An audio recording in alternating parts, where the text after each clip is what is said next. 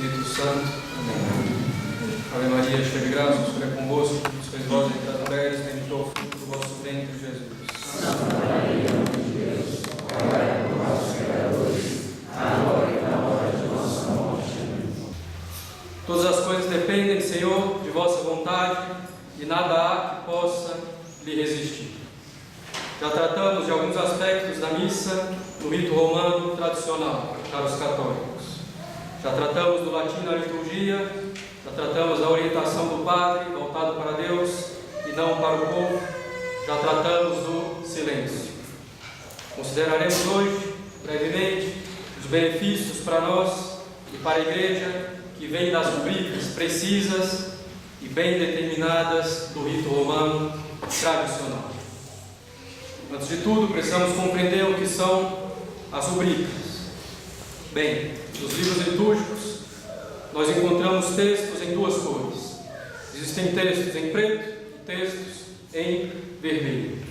Os textos em preto são aquelas coisas que o sacerdote deve falar em voz baixa, em voz alta, mas o texto preto é aquilo que ele deve falar. As coisas em vermelho descrevem, explicam e dizem o que o padre deve fazer. As coisas em vermelho são as regras litúrgicas. Da cor vermelha vem o nome de rubrica, então, que vem de rubro vermelho. Então, no rito tradicional, as rubricas, então, a explicação do que o padre deve fazer, dos ritos, são bem precisas, bem determinadas. São raríssimas, verdadeiramente raríssimas as opções que tem o padre no rito romano tradicional.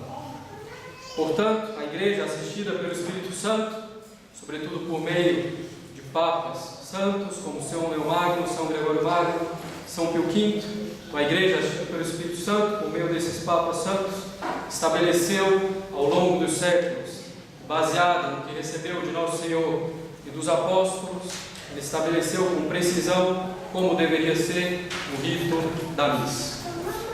Os senhores, frequentando a missa tradicional há um certo tempo, já perceberam que variações são praticamente inexistentes. É comum ouvirmos algumas críticas com relação à liturgia tradicional, afirmando que se trata de uma liturgia engessada, sem espontaneidade, sempre a mesma coisa. Essa determinação precisa dos ritos e cerimônias, esse engessamento, caros católicos, é fundamental. Primeiramente, as rubricas precisas, bem determinadas, deixam claro que a liturgia é algo teocêntrico. O centro é Deus e não nós, os homens. As rubricas precisas, formadas ao longo dos séculos pelo Espírito Santo, como falamos, deixam claro que é Deus que determina como ele deve ser cultuado. Não somos nós que decidimos como Deus deve ser cultuado. Não somos nós que decidimos em um escritório como deve ser o rito da missa, ou que decidimos pelo improviso como Deus deve ser cultuado e honrado. Se nós consideramos a Sagrada Escritura, no livro do Levítico, nós vemos as inúmeras e precisas regras estabelecidas por Deus de como ele deveria ser cultuado. Ora, se Deus fez isso com sacrifício e ritos que eram mera prefiguração do sacrifício perfeito de nosso Senhor Jesus Cristo, convinha muitíssimo que ele estabelecesse regras precisas de como ser cultuado agora. Deus, infinitamente sábio, conhece a fraqueza humana e sabe que, deixando o culto ao arbítrio do homem, ou dando muitas opções, grandes abominações serão feitas. Portanto, as rubricas bem determinadas nos dizem que é Deus que estabelece como ele deve ser cultuado e é Ele que determina o que lhe agrada. Não somos nós que determinamos como Deus deve ser cultuado. As rubricas bem determinadas deixam claro, como consequência óbvia do que dissemos, que a liturgia é algo voltado para Deus e não para o homem. Se pudéssemos determinar como Deus deve ser cultuado, no fundo seríamos nós o centro da liturgia, pois escolheríamos o modo de cultuar cultuar a Deus conforme o que mais nos agrada. A liturgia se tornaria algo para nos agradar e não para agradar a Deus. Assim, as rubricas bem precisas nos mostram que é Deus que determina como ele deve ser cultuado e nos mostra que é o centro da liturgia é Deus, que a finalidade da liturgia é agradar a Deus e não a nós mesmos. Se queremos chegar ao céu, devemos agradar a Deus e não a nós mesmos. O rito bem determinado, com rubricas precisas, nos dá essa grande lição. Então, achar que estamos agradando a Deus quando agradamos a nós mesmos é um dos grandes erros dos nossos tempos. As rubricas bem determinadas tiram então a liturgia do nosso controle e domínio. Não somos nós que determinamos como deve ser a liturgia, mas Deus. O fato de não termos controle e domínio sobre a liturgia nos mostra que ela está acima de nós, que é algo sagrado. Aquilo sobre o que eu tenho domínio é inferior a mim. Ao contrário, aquilo que é determinado, independentemente da minha vontade por Deus, é superior a mim, é sagrado. As rubricas bem determinadas nos inspiram, portanto, grande respeito e veneração pela liturgia, porque nos faz compreender que a liturgia é algo sagrado. E diante do sagrado, do mistério, nossa inteligência não se cansa, apesar da repetição. Ao contrário, a repetição nos permite compreender cada vez mais profundamente o mistério e permite que nos unamos melhor a nosso Senhor Jesus Cristo. Se a cada missa houver uma novidade, nossa atenção vai se voltar para essa novidade, não para o essencial do que está ocorrendo. E a nossa compreensão permanecerá sempre superficial. Procuraremos a novidade que agrada os sentidos e não procuraremos a profundidade que nos une a Deus e que lhe agrada. Ao mesmo tempo, essa repetição dos ritos permite ao sacerdote se concentrar cada vez mais naquilo que realiza. Portanto, permite ao sacerdote rezar a missa cada vez com maior devoção e gerando mais frutos para as almas. A repetição é um grande bem na liturgia. As rubricas precisas, além do grande teocentrismo, trazem consigo outros grandes benefícios espirituais. Um desses benefícios espirituais é uma grande paz. Uma grande paz para o sacerdote e uma grande paz para os fiéis. Só estamos verdadeiramente em paz quando sabemos que estamos fazendo a vontade de Deus. Mais uma vez, a paz não é um sentimento, mas é a consequência de sabermos que estamos fazendo a vontade de Deus com exatidão, saber que estamos fazendo aquilo que agrada ao Senhor. Ora, com um rito bem determinado pela Igreja, sem inúmeras opções, estamos certos de estarmos fazendo a vontade de Deus, de estar agradando a Deus, cultuando conforme Ele quer. Isso deve e nos traz uma grande paz. Com as rubricas precisas, estamos seguros de que fazemos a vontade de Deus. Isso traz uma grande paz para o padre, porque ele não tem que se preocupar com o que ele vai escolher para agradar mais aos fiéis, ou para adaptar melhor a liturgia às circunstâncias. O padre não tem que se preocupar em escolher o rito penitencial 1, 2 ou 3, por exemplo. O padre não tem que se preocupar em escolher tal ou tal prefácio. O padre não tem que se preocupar em escolher tal ou tal oração eucarística. Não, tudo já está determinado. Ele pode ficar absolutamente tranquilo de estar agradando a Deus, fazendo bem para os fiéis.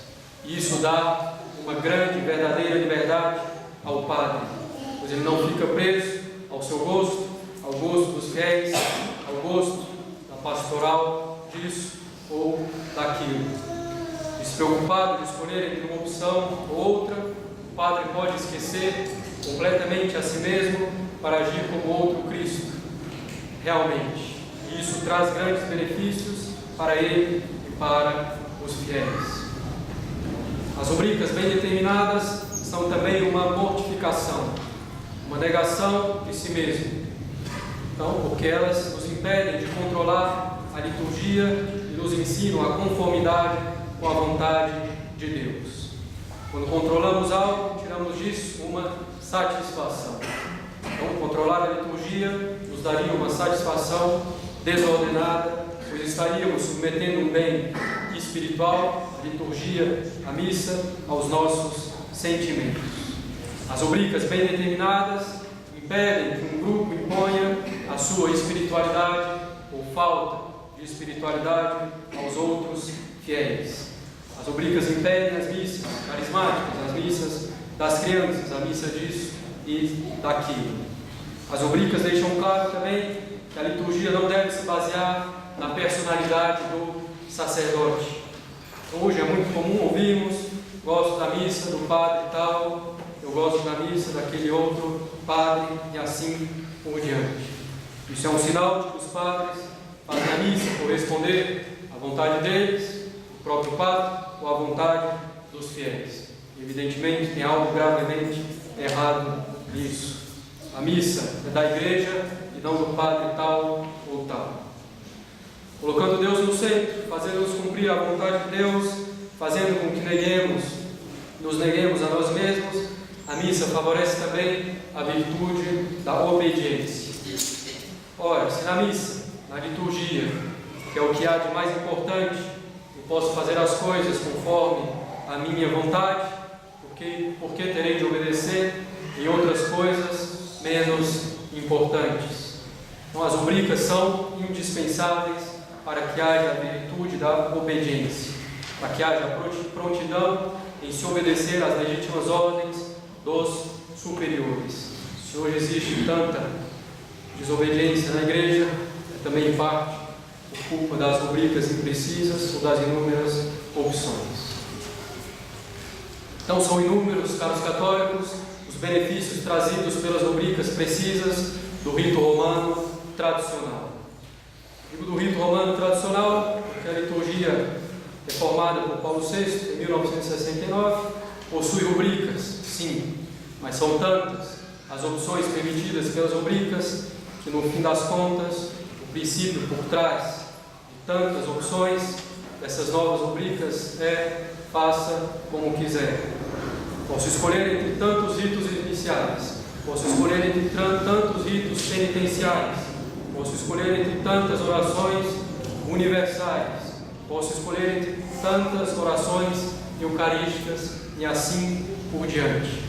No fundo, é praticamente como se fosse dito: faça como quiser. E a psicologia humana funciona exatamente dessa forma. Acostumados a fazermos sempre as nossas vontades nas coisas lícitas, passaremos facilmente a fazer as coisas ilícitas. Por isso é regra de ouro na espiritualidade mortificar-se mesmo nas coisas lícitas, se queremos evitar o pecado.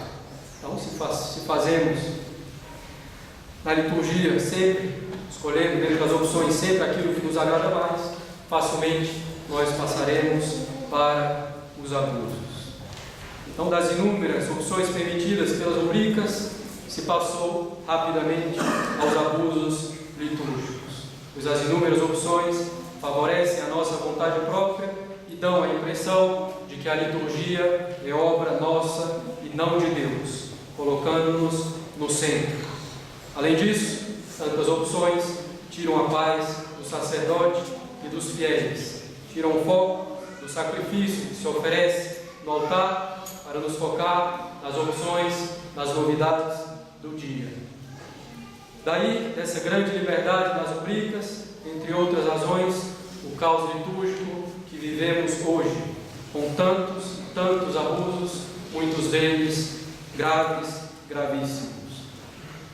O livro dos Reis nos relata um exemplo interessante de abuso litúrgico do Antigo Testamento. Eli era o sumo sacerdote naqueles tempos, e ele tinha 2 filhos que a Sagrada Escritura chama de filhos de Belial, pela impiedade deles. Esses filhos de Eli pegavam indevidamente para si parte dos sacrifícios que que os israelitas ofereciam. Ou seja, colocavam-se no centro, no lugar de Deus. Grandes foram as consequências desses abusos dos filhos do sumo sacerdote Eli. A primeira delas, nos diz a Sagrada Escritura, é que o povo se afastava dos sacrifícios. A segunda foi a morte dos filhos de Eli. A terceira foi a derrota de Israel para os filisteus e a conquista da Arca da Aliança pelos filisteus. Tão graves consequências por abusos nos sacrifícios que eram mera prefiguração, mera sombra do sacrifício imaculado de nosso Senhor Jesus Cristo. Os abusos litúrgicos na missa têm as mesmas consequências. Os abusos afastam o povo devoto do sacrifício. Eu lembro, ninguém é obrigado a assistir uma missa onde ocorrem abusos litúrgicos sérios. Então, os abusos litúrgicos afastam o povo devoto do sacrifício, fazendo com que o povo perca o respeito pelo sacrifício, pelo que há de mais sagrado. Em seguida, os abusos litúrgicos prejudicam gravemente o povo, matando muitas almas espiritualmente. Finalmente, os abusos litúrgicos abrem largamente o flanco da Igreja para que os inimigos dela alcancem vitórias sobre elas e a humilhem. Tendo isso em vista, a Igreja sempre considerou que o sacerdote que não cumpre voluntariamente uma rubrica comete um pecado. Um pecado venial, se é uma rubrica sem grande importância. Um pecado mortal, se é uma rubrica importante. Então, as rubricas precisas e bem determinadas da liturgia tradicional, caros católicos, são um grande bem e um auxílio para a nossa vida espiritual e para a Santa Igreja. Elas são como as muralhas de um castelo, defendendo o tesouro inestimável da liturgia. Em nome do Pai, do Filho e do Espírito Santo. Amém.